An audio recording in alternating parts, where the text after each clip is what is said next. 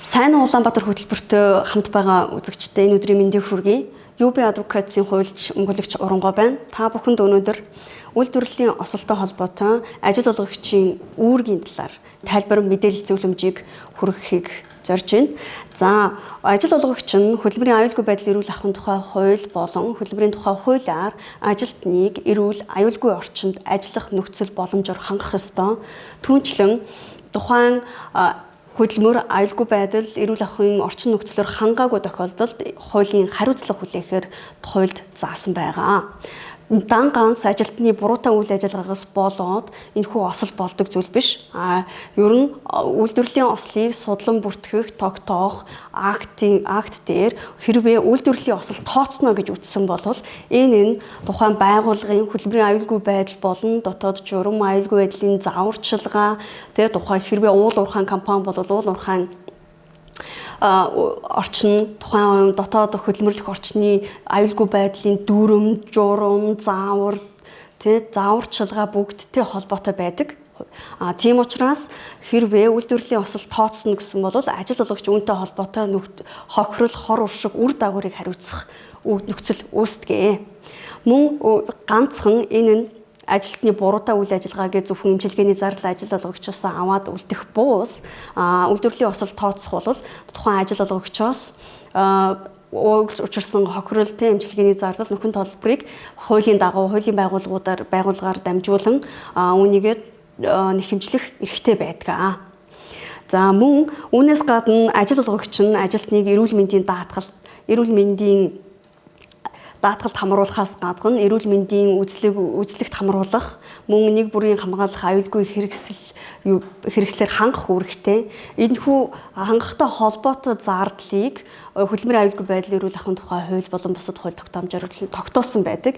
Төсвийн байгууллага бол тухайн төсвийн 0.5%-аас аж ахуйн нэгж байгууллага бол тухайн хөдөлмөрийн аюулгүй байдал тухайн зардлынхаа 1.5%-аас доошгүй хэмжээгээр хөдөлмөрийн аюулгүй байдлынхаа зардлуудад тусган зарцуулах үүрэгтэй байгаа. Нэг өсөндөө тухайн ажилтныг ажил олгогч нь ажилуулж байгаа бол орчин нөхцлөөр хангана.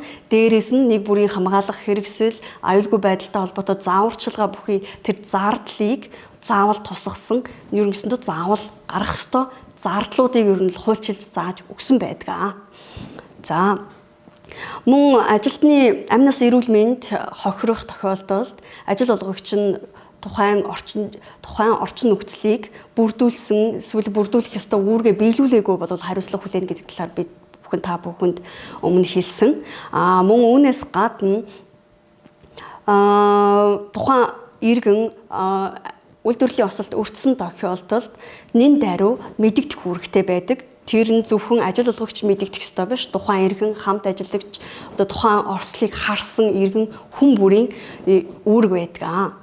За мөн үйлдвэрлэлийн осол хэрвээ болсон тохиолдолд үйлдвэрлэлийн ослын актыг үлдэх ёстой.